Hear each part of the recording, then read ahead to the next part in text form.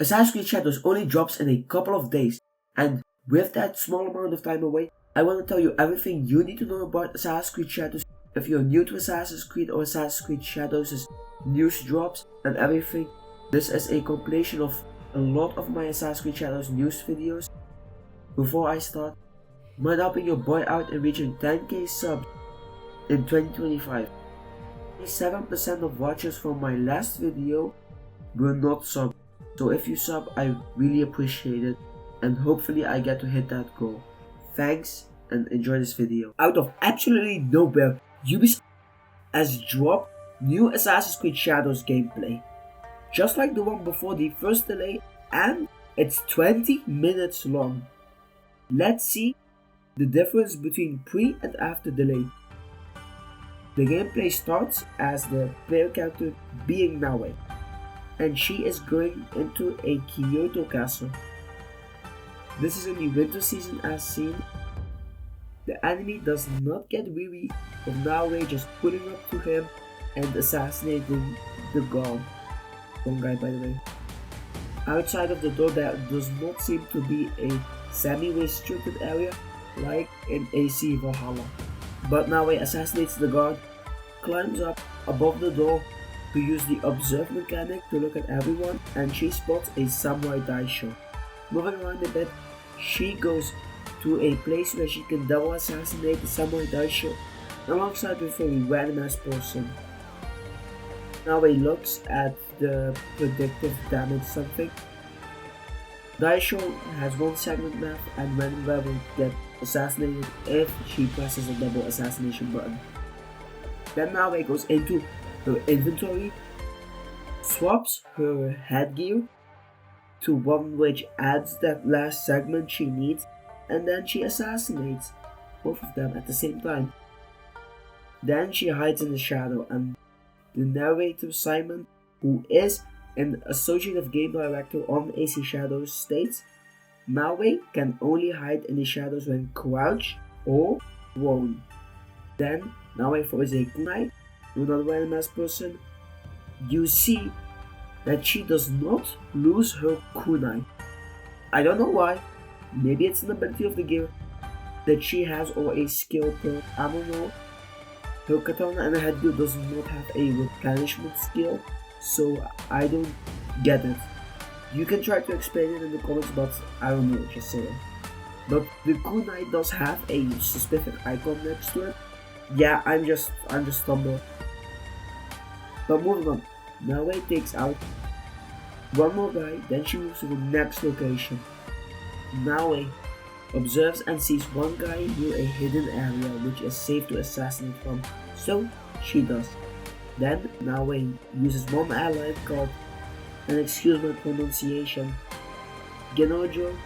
He can use a small bomb that stuns two guys, which Nawe swiftly takes out with a double assassination.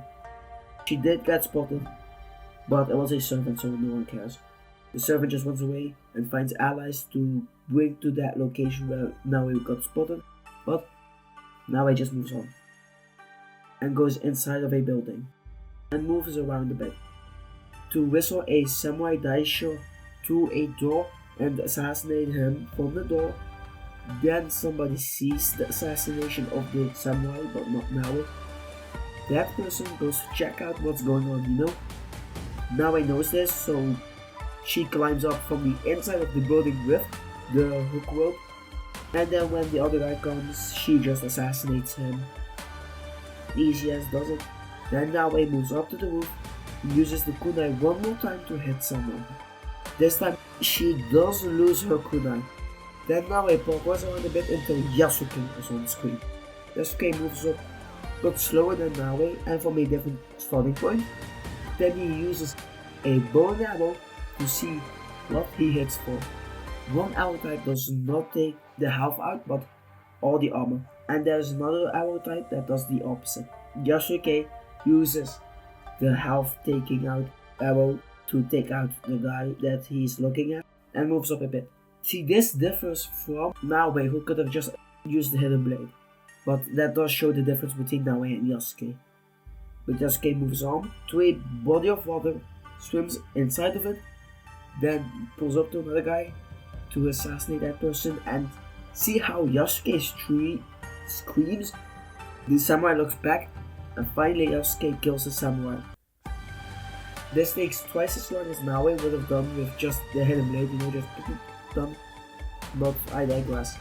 Yasuke moves into a bush, the samurai Daisho moves up to the body, and Yasuke assassinates him too. He did look at Yasuke's direction before the assassination was called for, so Yasuke did not scream this time, which is a good thing to understand if you want to play Yasuke. But then Yasuke moves around into another bush, where he spots someone, and Yasuke uses his bow. He stands up when the bow is actively being charged. This is important to know. He hits this guy, but the guy does look at him when the bow is being aimed. So if you're playing Yasuke, you need to look out for that. Then Yasuke goes into the place where Naoe was at the end of her segment part, but Yasuke sees a lot more ammo that he can get and some more stuff. That's Yasuke exclusive loot. Because Yasuke is a samurai and this is a samurai base, there will be more samurai types of ammo and loot. So Yasuke can't take this loot, but Naoe can. But see, in this part where Yasuke goes prone into an area where he would have been spotted if he did not go prone. This is just an interesting part, just to call out. And seeing Yasuke do some stuff is interesting. Yasuke goes to the same courtyard Naoe came from just a moment ago. He asks his ally called Oniyuri, the sleep/poison guy, to do the sleep thing. He sleeps 2 guys and Yasuke kills the 3rd one with a bow. The narrator then says anyone who gets in the cloud of sleep on top of these guys will also sleep. Yasuke then moves inside the same building Naoe went inside of, but before that, we need to check this out. Yasuke uses a whistle before entering to lure anyone outside if they were inside the building. And since the seasons have changed from winter to spring/summer, people are more outside, so just one guy is inside of the building, which is an interesting and good tactic when playing Yasuke. Then takes out the person who came, and Yasuke just had enough to switch weapons and headed first into combat with the cannibal, taking out everyone and the Daisho with a backbreaker. The hideout will be available for players upon completing the prologue and meeting Tomiko, and will then become a crucial part of your journey across Japan. It will be a place to meet and interact with allies, show off your rewards, and support your progression. That's the basis of what the hideout does. And it's plain, just as basic as possible. Now we're moving to the materials. You're going to need materials if you want to build new buildings. To start adding new buildings and other stuff to your hideout, players will need to gather 3 different resources that can be found throughout Japan: wood, minerals, and crops. Each new building or upgrade set has set cost of these resources, as well as in-game costs, the currency called mons. This is similar to Assassin's Creed Valhalla's cost system and the hideout building system, but we can customize how we want our buildings to look. From the exterior and interior of the buildings, you can add stuff like paintings or lanterns, light sources, fences, and a whole lot more. All items can be rotated and put in the space you get in the grid system. After that, we have the rooms. The rooms in Assassin's Creed Shadows goes as follows.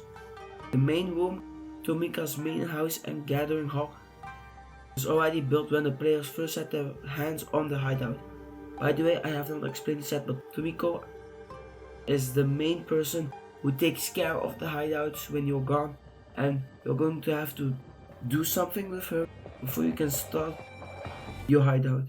Her room is a cornerstone to the hideout, granting quick access to most of the important functions of the hideout. It can be changed customizably, but the Hiromi cannot be moved or removed. Stables are an important pillar of your hideout. Stables can unlock the ability to use scouts for smuggling stockpiles in enemy camps or castles. Doing this will allow you extra resources at the end of the season.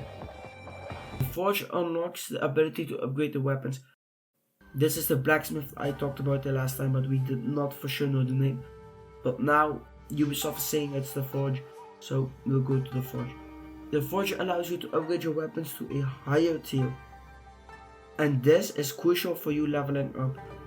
It also allows you to dismantle unwanted armor and weapons into raw materials. So if you have duplicates, you can just get the materials out of them and remove the weapons because it's a dupe. Or you can engrave the weapons with new and different perks, which unlocks different types of attacks. So like you can have a bleed kusarigama or a poison kusarigama from the same exact weapon by just adding a perk. The Forge also has the transmog features for customizing your locks and weapons, also accessible in the inventory menu. The Kakurega, this unlocks the ability to purchase and claim safe houses around Japan. These safe houses extend the hideouts functions to distant areas as well as unlock safe fast travel points well outside enemy territory. Some feature a regional contract board which can be accessed from the hideout as well. As mentioned in our exploration article, the Kakurega are also great to refill your tools, replenish your scouts, or manage the allies you want to bring on your next mission. When replenishing your scouts, you do that with money. The study is the next one, and it increases the number of scouts and refines the search zones when scouts locate an objective on the world map. Optimizing your objective investigations. This, I don't know about this, but this will be something I will definitely do a lot of upgrading in, because the scouts are very good for just gathering tools when you don't use them for scouting or using them in combat. Next up, Dojo. The Dojo unlocks the ability to train Naui and Yosuke allies, which can be recruited and called in combat, elevating their ranks and increasing their power of each of their unique skills. So the Dojo will be like what I presume to be the leveling system inside of Assassin's Creed Brotherhood, where your assassin level up based on how many missions it was on, and if those missions were successful. I think this is going to be similar to that. Then you have the Terra, it's a altar in the hideout which boosts XP. Great, I love it. Then you have some shrines which also boost XP. Then the Nando, a kind of barricade for steeping and storing personal items. Makes recalling scouts have less costly. This is great. This will make it cheaper to get your scouts back. So just fast travel to a hideout and get inside the Nando to get your scouts back for way cheaper, or just a bit cheaper. I don't know how much cheaper, but cheaper than a Kakurega. Then you get some random rooms that also buff, but I will move on, which is the interior. The interior can be customized based on what the user wants.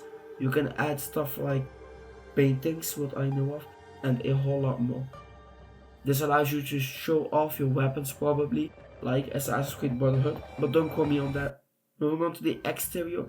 The exterior can have a lot of different items too, which I have previously stated, but the one thing that I have not stated is that you can have animals in the exterior as well. Up to 25 animals, which is great for just having a dog around to pet in the hideout, you know? Or like some other AC players have already made is a gigantic litter box with the max amount 25 cats inside of it, which sounds fun to me, you know, just have a lot of cats, you know, in there. Assassin's Creed Shadow has new changes. We have an update on the gameplay overview. The progression gameplay article is now out. But before we start, mind helping your boy out and reaching 10k subs in 2025. It will mean a lot by just subscribing. Now moving back to the new changes in Assassin's Creed Shadows. The article starts with having, and I quote, 2 separate characters with unique archetypes in Feudal Japan's world pushed us to rethink how we wanted to approach the player's progression, says Julian. And another quote, our goal was to stay as close as possible to the philosophy of mastery and martial arts, end quote. This is why we have mastery and knowledge points. You need to know how to slash before you can slash. That is the principle Assassin's Creed Shadows runs on. For both Nawe and Yosuke, they have a unique system on leveling up and learning new stuff. Mastery points can be spent on your weapon type, like the Tanto or Kusarigama for Nawe, and for Yosuke it is the Kanabo or the Naginata, for example. Every type of weapon, this is just an example. Both Nawe and Yosuke have their own skill trees.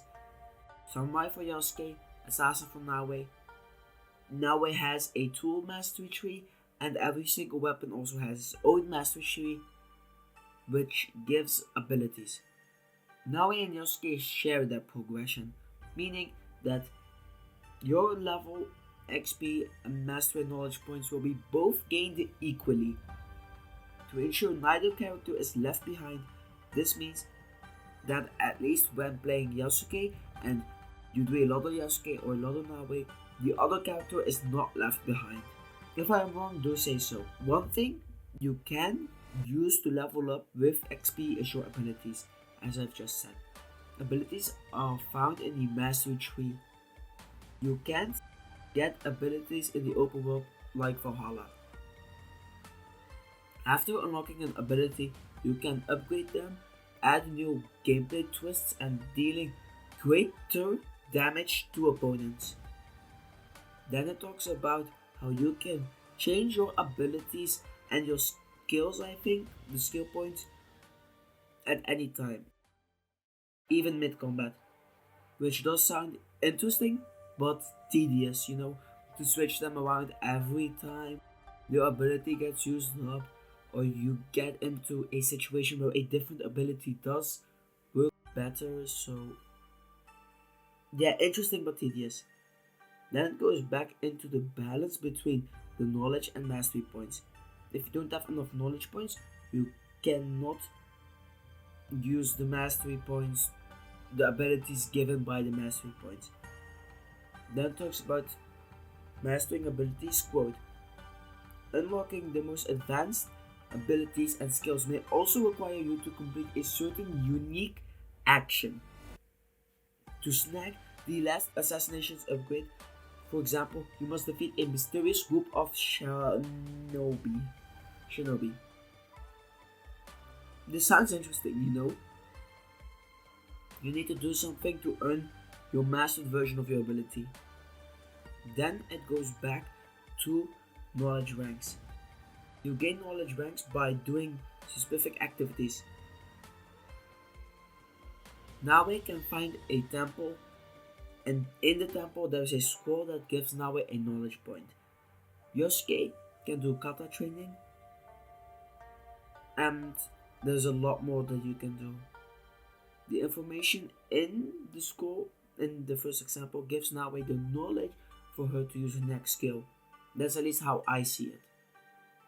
Then I will skip a bit forward to something new that was not talked about in another overview: looting. Finding different gears and weapons are done on a downed enemy or a chest. The gear system will be more like AC Origins than Valhalla, which means you can get the multiple of the same weapon, but they have different perks. Perks can be gained from the uncommon rarity onwards. From rare rarity, you can engrave a weapon with a unique perk that you can also loot in the same way you loot the other gears and weapons. Epic rarity weapons are very powerful, and sometimes you can get lucky with an epic weapon which can get stronger than some legendary ones. All of these weapons can come infinitely, except legendary. These are hand-picked, unique weapons made of specific chosen stats, specs, and skills. Only one specific version of that legendary gear or weapon exists. They are made only one of one. If you like the look of a weapon more than the strength of one, then be happy. Transmog exists in Assassin's Creed Shadows. The transmog also goes much further than other games. The example that Ubisoft gave was you can get a hilt, guard, sword, sheath from any specific long katana Yosuke has and mix and match every part, which can make you get the best fits possible with the best weapons possible. The builds can also match the gameplay type you have with Naoe. My Naoe can be stealthy as possible, but your Naoe can be more combat focused. The same applies to Yasuke, with the allies giving a faux dual assassination to Yasuke. An attempt at a double assassination, Naoe hits two people at the same time when you have the double assassination skill equipped. Yasuke can summon a ally, and with this ally they can coordinate an attack and kind of do a faux double assassination. Faux means fake, so yes but no. It is double, but it's not like how we traditionally assume double assassinations to be. But allies can do a whole lot more than just attack. And allies can also, for example, be used to get resources or to be used to scout the locations of other points of interest, but castles mainly, or objectives. But builds can also have afflictions to add. You have your bleed, poison, daze, and knocked out. Bleed gives an additional extra damage to the character like Dark Souls bleed. That's how I see it at least. Poison makes you vomit and it wastes a bit of time, which can allow you to hit your opponent as fast as possible. Dazed means your opponent will be a bit dizzy, a bit hazy, a bit dazed, and not attack good, and try to attack, but it will fail massively. Knocked out means knocked out. You sleep, like the sleep effect in AC Black Flag, allowing for more ghosting options in your gameplay. But if you can't find what you're looking for, then just buy it. Merchants are all over the world, and fun fact, you cannot kill any merchants. They are invincible. But the merchants are like AC Valhalla, offering everything you could need: resources, weapons, gears, and items. You will also have a merchant and a blacksmith at your hideout. It is not explained in the overview, but the blacksmiths allow you to upgrade your weapons from common to epic. I do not know if a weapon can go to legendary, but I don't think so.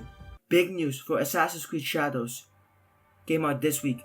Tech requirements have been released. The tech Q&A came out before my expectations. The memory requirements are also out. Let's start how we always do. The system requirements have been beefed up quite a bit. I'll put it on the screen, but the low settings are for the CPUs an i5 8700K or a Ryzen 5 3600, with the GPUs being an GTX 1070 if I'm not mistaken, or an RX 5700. Assassin's Creed Shadows memory starts at a whopping 123 gigabytes.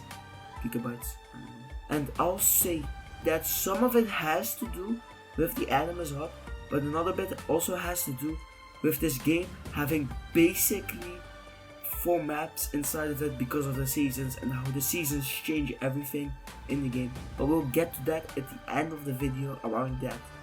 After that, we get the tech trailer, which is different to the tech Q&A. They also show the difference between the low, medium and high settings, but I only see a slight difference. Then it shows us how we can customize our experience with the game by changing the UI and controls or keybinds.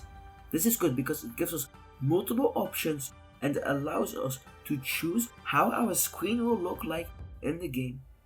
We also have multiple language support, which is great, but I personally will be using the immersion mode, which then the language will be set to Japan for a more immersive experience. Later, we get to see the seasons, how one season can drastically change the gameplay experience instead of another season. The example being given is it's in the winter season, it's very cold, and the icicles are around the building's rooftops. Naoe uses a kunai to hit one of the icicles to make noise. This noise attracts a guard, which gives Naoe the opportunity to assassinate him, the guard. This example shows how the seasons can give us more self-expression in gameplay and how we can use things to our advantage. So if the season is summer, for example, then the gods will be more close to the shadows. The gods will be standing more closely to the shadows because the shadows, they keep you away from the hot sun. And this makes the gods group way more together and inside of buildings, which could change your approach drastically between Naoe and Yasuke. Then it moves to environmental destruction, and I love this. Seeing my blade do damage to the surroundings is amazing. It then shows some stuff that will be up. I don't have an opinion that's worth all your time. And then that's at least a tech trailer. And in tech Q&A, I'll pick some questions that I find important for you to know. But if you want to read it all, then search up AC Shadows Tech Q&A, and Ubisoft's official link on Google or any other browser will give you your answer that you want. The first question asks about the weather system and how it works. And the answer given is that the weather system will be procedural and physics based. The dumbed down version of this is it will look like a cloud and it will generate in real time while playing. Not pre-made, not pre-baked. The clouds and other stuff will also work fluidly. So it won't look like 1 second you have a storm and another second it's a shiny light. No, the clouds will dissipate and the sun will slowly come out from the clouds and shine a bit brighter until it gets to that point. The 11th question talks about if there is in-game frame rate benchmarks, and there is. Like some of the previous games, the AC Shadows will also have an in-game frame rate benchmark. Then the 15th question asks about how AC Shadows is on Steam, but if you need a Ubisoft Connect to play it. The answer is no.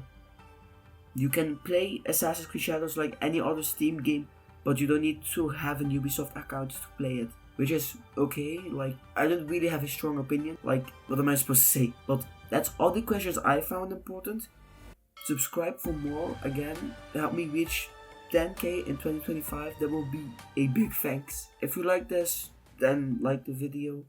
And with all of that out of the way, just thanks for watching. The characters of Assassin's Creed Shadows are Naoe and Yasuke. Let's now talk about Naoe, and in another video, I'll talk about Yasuke, so look out for that. Some of the things that Naoe has, that she can do, is her great combat skills, her parkour, her stealth, and she also has different dialogue options too, Yasuke. But let's start with talking about everything I just mentioned in order. Naoe has 3 different weapons, 2 different sidearms, and at least 1 gadget. Then she also has a secret weapon that you would probably guess. The first weapon she has, weapon 1, is her katana. On the back of Naoe lies a short katana. This katana is not as big as Yasuke's, but I think this is one better for swift and quick movements. This katana will do less damage to enemies than the one Yasuke has, but the advantages are also there. This katana does not have a name yet. Naoe uses this katana to take her targets out when she needs to fight in physical combat. When there is more than 1 enemy that she needs to fight at a time, she can count on her Kusarigama.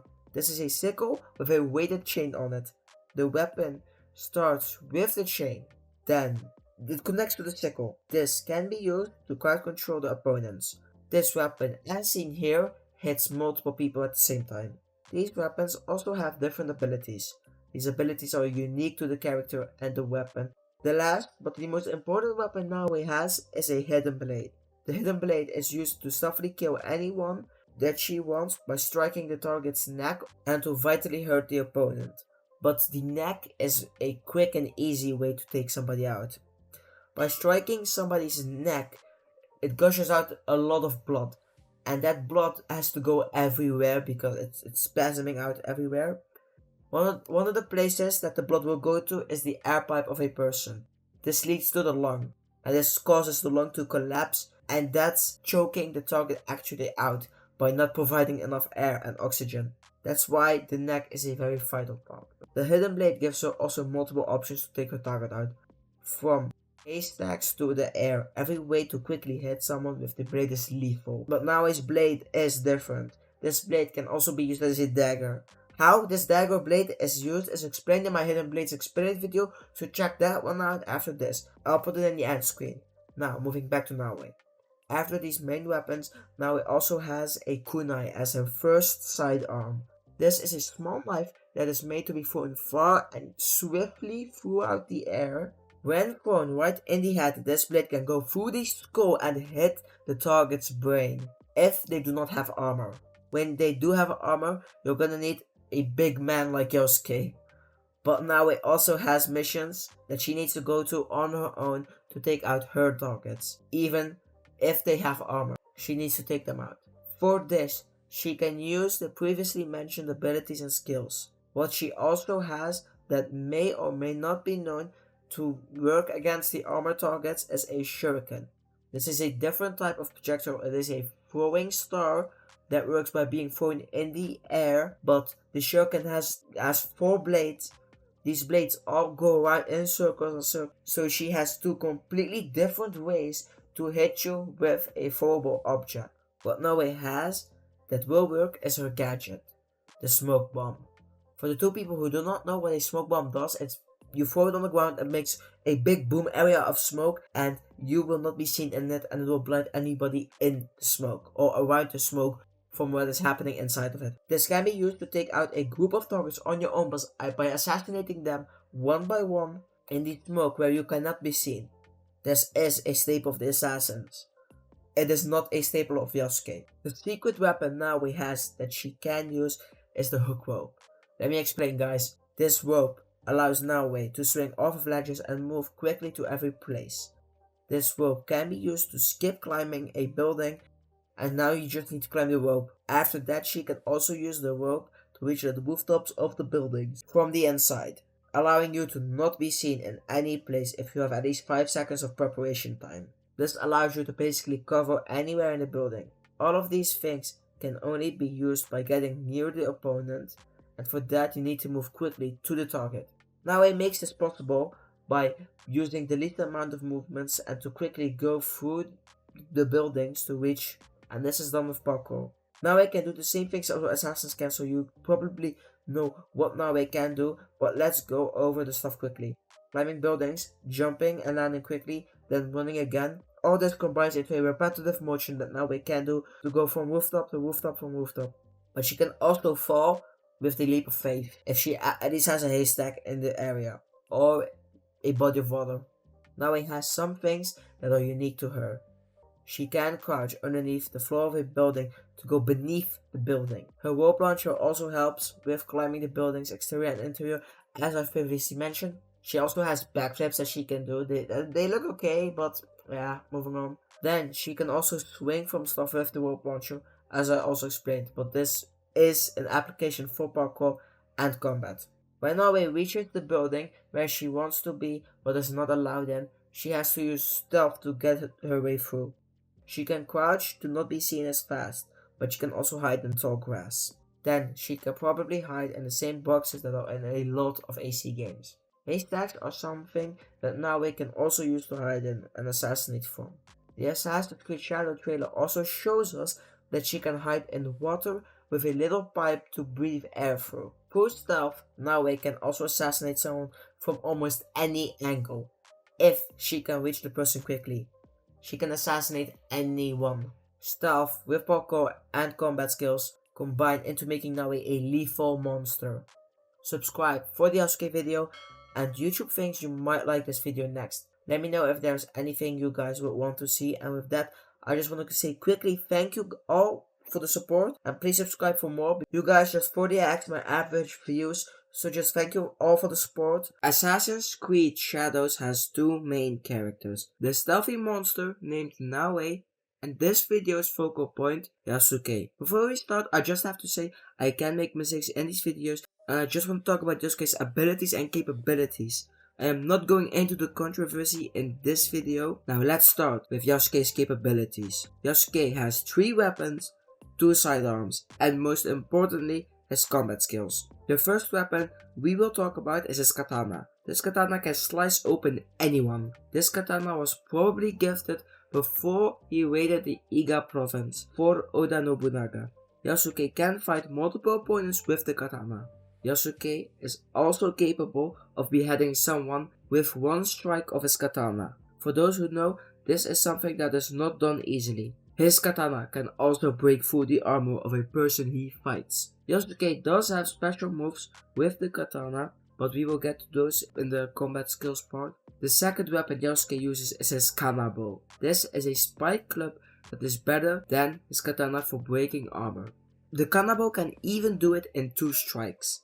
We see here that Yasuke can deal great damage with his kanabo. The kanabo is also heavy, so most people can't use it without proper training. Yasuke did not use this in the raid. What he did use in the raid is a spear. Historically, the spear is most often used when fighting, because you do not want to get injured in a fight, and if you can strike someone without them being able to hit you back, that is a great advantage you can leverage. So the spear is also a big weapon that you need to properly train with. The spear will mostly use stabbing moves, I think at least, to make sure that you have some distance, but slashing motions is also usable. That depends mostly on the user of the weapon. What can be used for a lot more range, that is also historically used by the samurai, is a bow. I don't think I need to explain how a bow works for you guys, because Assassin's Creed has had bows for a long time, but simply put, the bow is a stick with a rope in between the ends of the set stick. The arrow is then put into the rope and between the stick, and then it is pulled and let loose to shoot someone. Yasuke came to Japan by being brought there with boat by the Portuguese. What they also brought with them is a technological expansion. The most important tech brought for Japan was the rifle, because Japan was in a war for a long time. This is already explained in my another video. In Assassin's Creed Shadows, Yasuke's rifle is used like the bow, but you need to reload the gun after use. This is done with a quick time event, where you can speed it up the reload time by pressing the button at the right time. This rifle should be able to one-hit someone without headgear if it is hit in the head. It is also shown how it is done here. Now for the most important part, Yasuke's combat skills. Yasuke can learn different techniques as seen here, and this is also learned by using quick time presses. After that, he can use the combat skills. He also will have different combo strings that Yasuke can make. What he also has that is important is the abilities that he can use. One of these is a overhead jump and stomp with the kanabo. After that, we also see in the ability wheel that he has 3 abilities that he can use at any time, as long as he has enough adrenaline, and that is built up by hitting somebody or dodging. These can be swapped in the inventory menu, like how it is possible in AC Odyssey. Yasuke can also break through doors, unlike Naue, who has to climb over them. Yasuke cannot do a leap of faith like Naue. He will fall, and then the haystack will be more spread out, then bundled up into the exact body size of a person to drop in without breaking or hurting you in any way. After all this, Yasuke also has different dialogue options to Naue. Yasuke is also very adaptable because he learned Japan's culture and customs quickly. He can also speak Japanese. The weapons Yasuke has and the skills he can use with them makes him an unstoppable force that no one will be able to stop however they think they might do. So, let's start with the first frame. It's like first we get an image of grass. This is done to complement the next scene. Naue is taking somebody out. I presume it is a Templar or a bandit that works for the Templars. After Naue's blade strikes the man, the camera looks up to the birds who are flying away from this moment because of the loud noise. These birds can represent Naue in that she is also going away from the assassination and she is looking for something much bigger. The shot then pans out and then back to Naue. but the focus is on a little stone pillar which has an incense in it. I do not know the name of this type of pillar or what it is used for, so I cannot elaborate further on that. What I can do is explain the next shot. This is of a mountainous background with a castle on top and the tree is in focus. The tree's branches are over the mountain, over the cliff side of the mountain, so it could be pointing the viewer to the next place of action. Then we see the birds again moving on a route that Nawe will take on immediately after.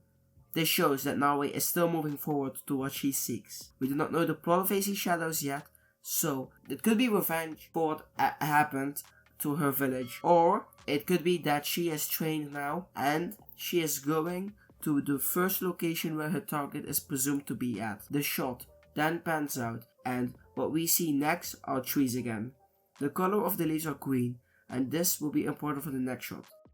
Now the next shot happens and the location has changed. What has also changed is the leaves around the trees surrounding the temple. Okay, so the temple is of the sakura trees. These leaves are Japan's famous sakura tree leaves. These only grow in the spring. This shows us that the time has changed and the location has also changed, which says the times are now different, alluding to Nawe being incapable of saving a village to now where she can because of the training that she did in the assassin ways. Then we see the next shot where Yasuke is on a horse which is taking a walk in the nighttime to the next location. This shows us that the operation of Yasuke and Nawe has begun.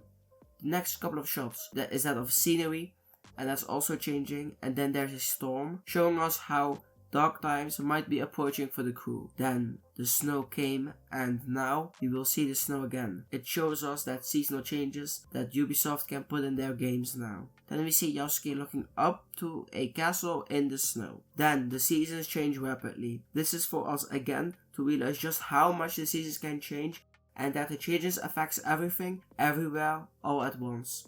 The day and night cycle are now shown. This shows us how beautiful the game can be at both nighttime and daytime, and how some missions can be handled differently by giving us more options. Then a town is shown of how the streets are buzzing with people and talent. This shows us that their world will be filled with lots of activities and moments throughout the game and the playing time. Then we see foxes fighting. This could be about the assassins and Tumblr dynamic, or it is just a wow, cool animals that also live in a game. Then we see Nawe who swings in the jungle from her thingy. Then we see her land and where she is standing, it looks like it's beneath a building. Yeah, the scenery immediately changed. It was like a cool transition. This also shows that her actions can build something that is there to last. Then we see Yasuke training. After that we see some more scenery and Nawe drawing on this scenery, visualizing her thoughts and how she also sometimes needs to calm down and focus on the small things. And now other people are also drawing in a building this time with Nawe and Yasuke. This shows us that the relationships they are building in Japan, that they are flourishing and that they have some results now. Then we see a woman outside and Yasuke is bowing towards her. The side thought, this is outside of the script, but she looks like that one woman from the Shogun. I don't remember her name, but something happened to her and she reminded me of her. Just bring that out there. Food for thought. Moving on. Then we go to the top of the building and Yasuke is talking to a presumed prominent figure, showing how far Yasuke can reach. Then we go to Nawe, who is taking her hands to a flute. Nawe and somebody else are playing the instrument together in harmony, showing that what they have built is in synchronization with the other party. The last shot before the title is shown is of Nawe and Yasuke together overlooking Japan. Recently, there was an Assassin's Creed Shadows AMA made by the creators of Assassin's Creed Shadow, and these are some of the most interesting questions I have found. There are a lot of questions, so if you would like to find some good questions and see the answers the developers have given, then just go to the Assassin's Creed Reddit and then type in the search "We Are Broke" and then you'll find the first link. It's the AMA section where you can ask, but it has already been closed. So if you wanted to ask it, then yeah, I'm sorry you can't. But let's get into these. The first question, I'm curious about the Shinobi recruit system. Will it be like all the games where you can level them up and make them more helpful? Also, you mentioned that you can call them in combat for assassins, but can you also call them during stealth to pick off target? The answer was given by Charles, the game director, and he said you can recruit few specific characters that will become your ally. Those characters have a specific story, quest, and abilities. You can pick them one or two of them to assist you in combat or stuff, depending on their abilities. Some are fighters, some are more shinobi type of characters, so you can decide to complement your character or reinforce your strength. Personally, I like using stealth ally with Yasuke to add some stealth options. So this just tells us that it'll be more like AC3 where you have specific characters with their own storyline, which I like. It makes them more real, than just a stat on a screen that can easily help you just take off some targets at a distance with a throwing knife. The next question, which I personally am interested in, talks about some real life historical characters that we know are around Japan in this period. So let's just get into it. The question starts with Xiaoho, Hattori Hanzo, and Yamauchi Taka be present in the game as assassins? Jonathan answered, and he said, I can't spoil the story here, but I can confirm that Hattori Hanzo is in the game. I told this, like one of the assassins could be Hattori Hanzo and Yamauchi Taka. He didn't say anything about Taka, but we know Hanzo is present, so great. I'm very happy for that. The next question goes into how has the focus of developing shifted since the delay? Jonathan answered again, and he said the delay has helped us focus on polish, debug, and balancing. It honestly has been great to be able to tweak the game and push overall quality. We've been able to make changes and tweaks on parkour, for example, or touch up the parry mechanic or work on the cinematic transitions. For example, we have felt that there was a stickiness in the parkour. The delay allowed us to accelerate the responsiveness of inputs and fix rooftop behavior that were impeding on Norway's fluidity. The team is making something we are all proud of with this extra time. First off, the very last bit, them being proud of their work with this time, that's wonderful. I love that. That's why the delay is delayed. So the parkour, we saw this with the Norway parkour video.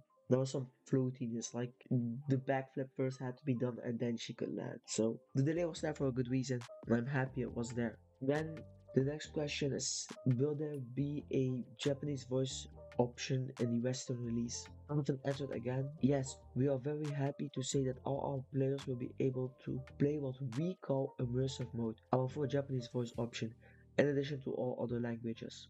This is good for the people who really want to immerse themselves in Japan, but for me, I think at least a low accurate way to play this game is not in Japanese, but in English, because the animus translates languages to go to English instead of Italian, like for Ezio example. But some words cannot be translated while playing in the animus. That's why you hear Ezio say Requiescat in Pace instead of Rest in Peace, and other examples like Malaka and OEC Odyssey, for example. The last question is about the season system and how it works, and the answer was given by Thierry, and his answer are the seasons are triggered through time passing in game. In some cases it's story related. They have two steps that showcase the evolution through time. There is no skipping the time, and this I can only say, like, think of Hogwarts Legacy. Like, you beat some part of the game, you get to Christmas, you beat another part of the game, you get to spring. That's just it. So the parkour first off starts with a message talking again about the various things about Assassin's Creed Shadows, but you're here for the juicy stuff, so let's get into it. The new control mapping has been shown, and it has a lot. It shows the Xbox version and not the PlayStation version, which is understandable, but I play on PlayStation, so for me it's a bit working around the head. It looks a lot like modern day Assassin's Creed control scheme, where you have different types of attacks that can do different types of things, and abilities that are tied to buttons, which will open up a diamond, like in AC Valhalla.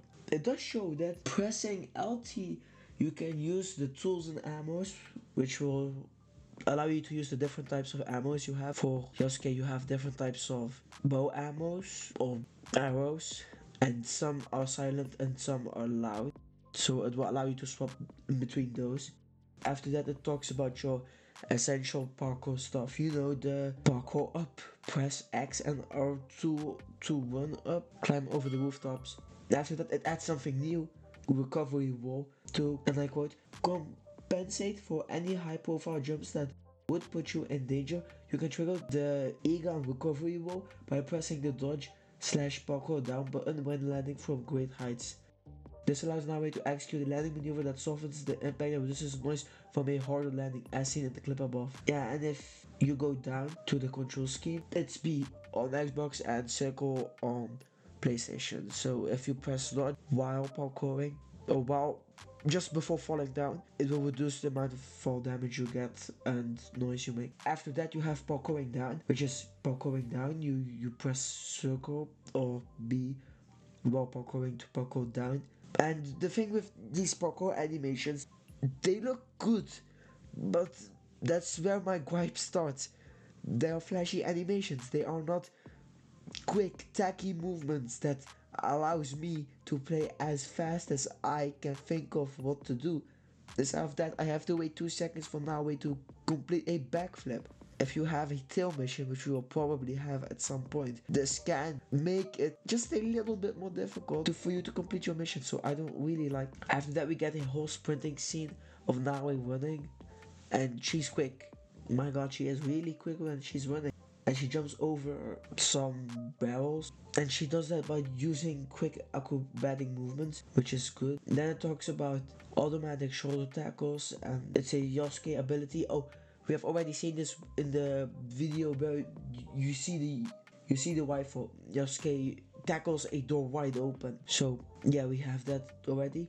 Then it talks about sprints and stances, and you have different stances. I quote, both characters can change stances while in full sprint. Switching to crouch stance will cause the character to perform a knee slide and saddle in crouch navigation. While switching to prone stance while sprinting full, the character will dive onto the ground in prone position, coming to a full stop. Note that the sprint will kick you out of both crouch and prone, forcing the character in a standing position or a standing stance, an excellent shortcut to use in a pinch. So this makes it feel snappy, and it has transition, so that's good.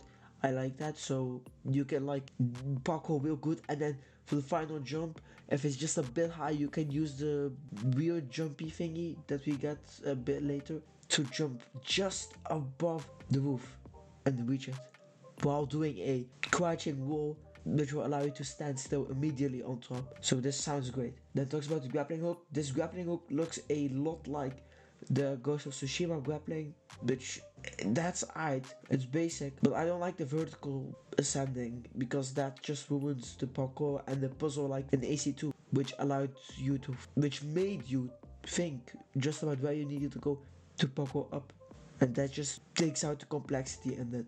After that, you have a whirlwind grappling hook. This we have already seen in the trailers. I don't really like it, but it's okay, I guess. After that, you get stance dodges. This is already talked about in the stuff section. Then you get parkour down with a backflip dodge. Why is she doing a backflip? Why isn't she being quiet, and just quietly going down instead of making a whole ass animation backflip? We're excited to keep digging into gameplay details with you. The last time we broke down stealth, and this week we're gonna write down the fundamentals of the principles of Assassin's Creed Shadow combat system. After some other attacks, it gets to the juicy bits, which is why we're here. We'll start with a quick roundup of basic principles of Assassin's Creed Shadow's fight system. Remember that choosing the fight as Nawe and Yosuke, as well as your choice of weapons, can alter the building blocks. First off, you have light attacks. This is just a regular ass attack. It'll be quick, it'll be doing a small bit of damage, and some enemy archetypes can power through them and land attacks of their own, so be careful. It's like the boots from what I remember right now on top of my head, Assassin's Creed 3. I'm playing it right now, and the brute type of enemies, when you attack them sometimes, or when you can counter them, they reverse you and they hit you back, and that's not fine. After that, you have heavy attacks. Packing a bit more strength, heavy attacks inflict higher damage on most enemies, useful to stagger them and create some space around you. This is true, but something that's also true and has already been stated are the next attacks, the posture attack. Holding the input of any attack That is, pressing and holding the light or heavy attack will charge that attack to significantly increase its damage out. This is called a posture attack. A posture attack can be held indefinitely, allowing you to adjust your distance or change targets. All posture attacks are great at breaking through an enemy's blocking stance, breaking their guard instantly. And then it shows a video of Yasuke doing the posture attack, and this was already talked about previously. I don't remember exactly where, so take that with a grain of salt, but I do remember this being talked about already. So I'm just gonna move on. Next up, it talks about vulnerable states. Under certain conditions, such as a perfect dodge, an enemy can be put into a vulnerable state, a short window in which they can be dealt damage, devastating damage. This vulnerable state is the perfect opportunity to counterattack by unleashing a posture attack or an active ability for maximum damage. That offense now, defense. The defense basics are the same. First off, you have a dodge. Now this can explain itself. Think of any type of dodge in any type of game. You can directionally dodge. Yasuke has a second consecutive directional dodge stab with a slight recovery period, which Name does not have. Then it goes into parries and deflects. Share mechanics under parries and deflects umbrella, but the results vary slightly for each of them.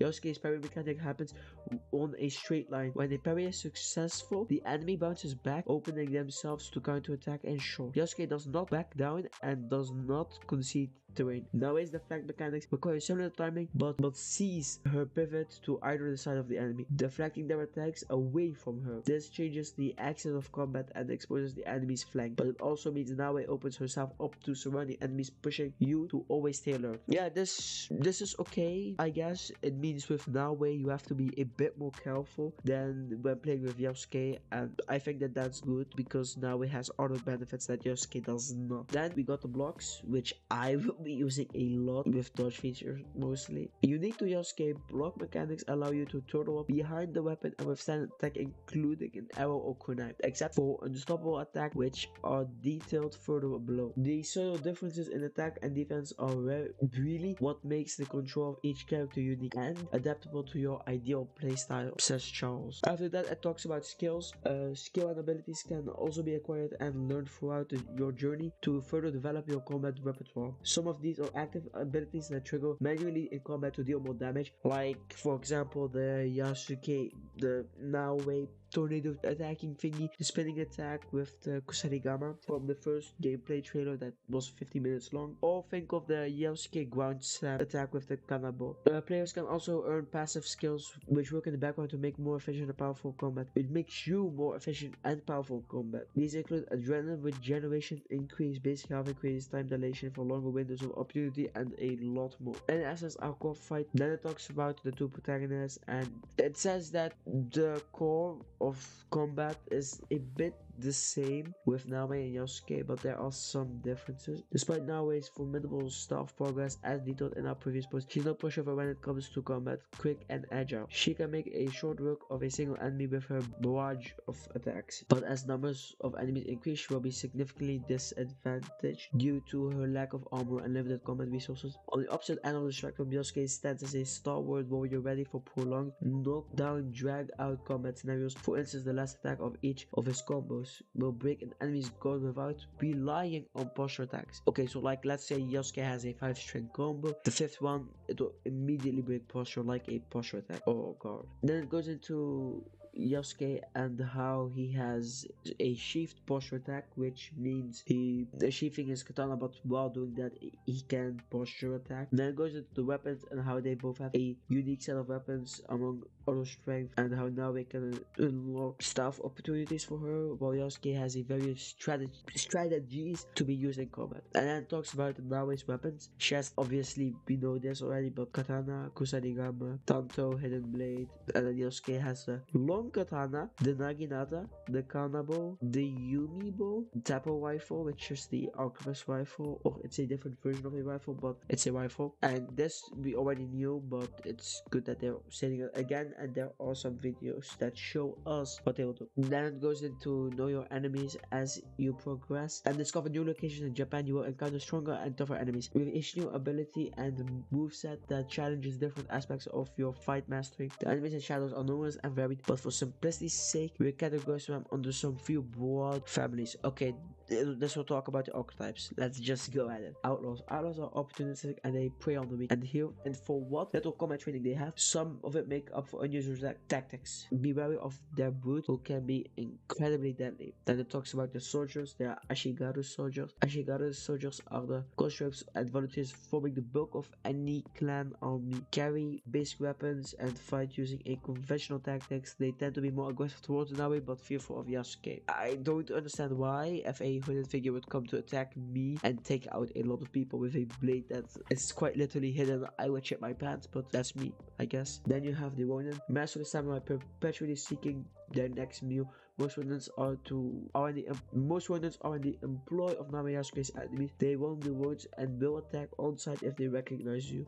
This is like the bounty mercenaries of AC Odyssey and the other enemies of AC Mirage. I love this. This just makes it so every action you take has a equal reaction to you. Now it talks about samurais. Super warriors well trained and fierce in combat.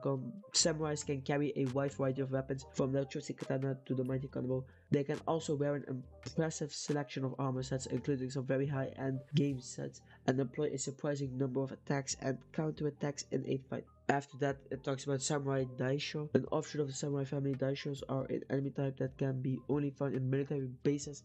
They have a unique fighting style that mixes a lot of techniques. They are a stiff combat challenge all by themselves, let alone surrounded by other samurais. After that, we have some Guardians, an elite group of samurai, an elite group of badass samurai. Guardians are used as reinforcement when the alarm is raised in any given province. With their unmistakable white manes and face masks, Guardians aim to strike their opponents with fear and offer some of the most difficult combat you'll find in Shadows. Great, I just love that. Study their tactics. Recognizing their patterns and tactics of your enemies will ensure the upper hand in any situation. Here's a brief look at the tactics. Okay, so this talks about enemy attack patterns. Flare attacks, as in they attack you repeatedly until they're tired, and then you have the chance to attack them back. Unstoppable attacks, which I don't think I need to explain. They have a distinctive red tint to them of glint.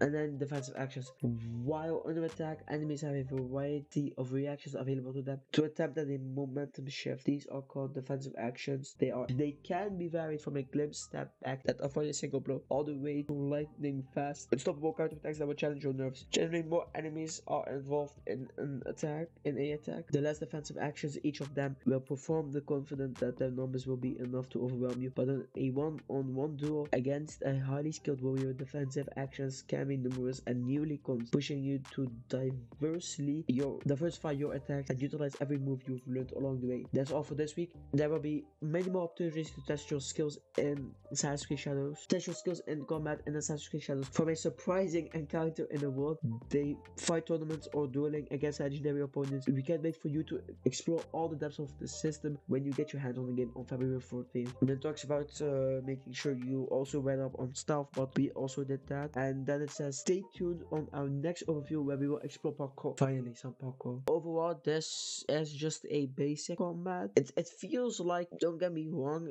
I love that there are a lot of weapons and a lot of different enemies and different styles, and the world will also change how you fight in the combat, because if you're fighting in a mountain, that will probably be different than fighting inside of a building, because the mountain has a cliff side where you can kick your enemies off. The different types of weapons and their different types of skills that each weapon has is also great. The bow will be a very OP thing, so I think that'll be managed with ammo, but I don't know how Ubisoft are gonna do that. So yeah, this just talks about combat and it's one-sided thing, just through a small lens, but combat can be varied incredibly based on the world, so maybe we'll get a lot more from the world part of this review than the world part or the combat part. I don't really remember, but subscribe for more AC news. I did this as fast as I possibly could. I like to make my videos reach a bigger audience, and yeah, just thanks for watching. So weeks of waiting, finally some Assassin's Creed Shadows news. This comes from Ubisoft's news channel for AC Shadows on their own website. Ubisoft have published the new dev map, ditching the old videos. As you can see here, it starts with stealth and it ends with explorations. Today, it starts with a message for us. It's about how they will show us some stuff that primarily works with Nawe, but some can work for Yasuke. But they have changed something primarily. The eagle is gone. That's great. I love it at least. After that, it says we need to discover on our own the world that they will make. You can use scouts to check a whole part of the map, which was previously shown. Then they talk about an eagle vision overhaul.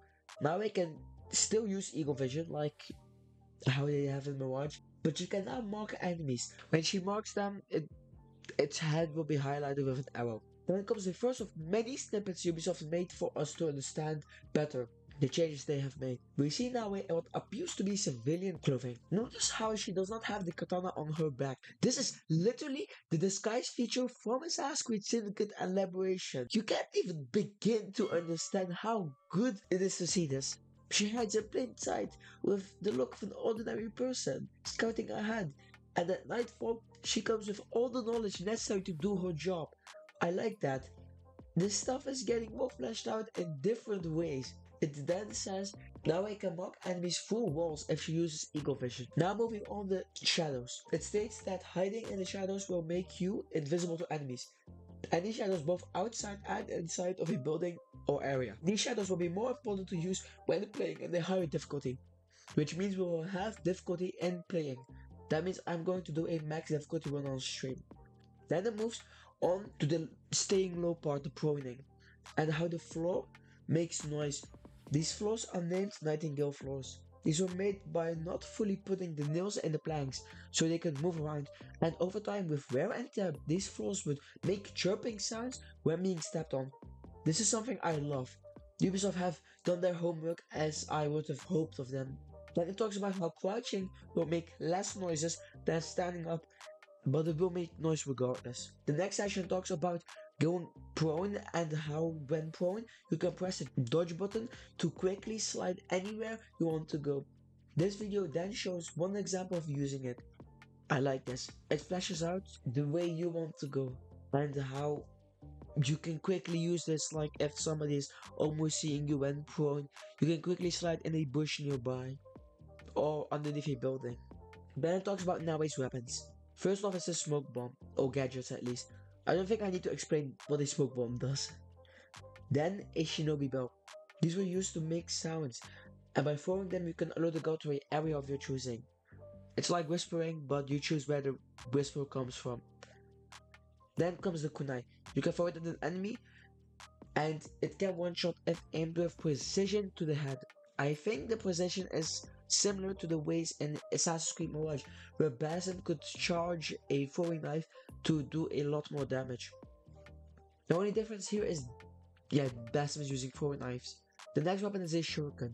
It says that the shuriken can stun enemies momentarily. It then shows a clip of how some enemies might not be tricked by the smoke bomb and they will run away.